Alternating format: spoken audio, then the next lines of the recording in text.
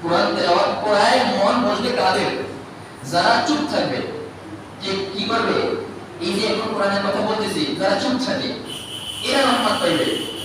চুপ থাকবে, দৃষ্টি, চোখের দৃষ্টি এটা নিম্নগামী থাকবে এবং হাত পা চুপ থাকবে। কি কাজ তিনটা। এক নম্বর আল্লাহ বলেন ফাসতামিউ লাহু ওয়া আনসিতু লাআল্লাকুম তুরহামুন। কোরআনের রহমত সবাই পাবে না। সবাই কোরআন তেলাওয়াত করতে বসলে সবার মন চাবে না।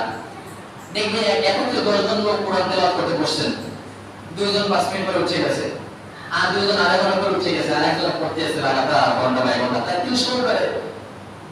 চুপ থাকতে হবে, হাত পা নাড়াচাড়া করা যাবে না, চোখের দৃষ্টি নিম্নগামী থাকতে হবে।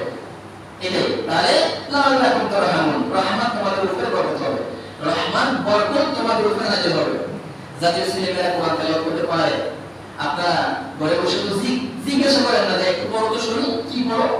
নামাজের ফরজ কয়টা, ওয়াজিব কয়টা, ওযু ভঙ্গ, ওযু ভঙ্গ হয় কিতে, ওযুর ফরজ কি, নামাজে কোন সময় কি তেলাওয়াত করতে হয়, ফরজ নামাজে কোন সূরা দিতে হয়, রুকু তাসবিহ কি, দোয়া কি বলছেন?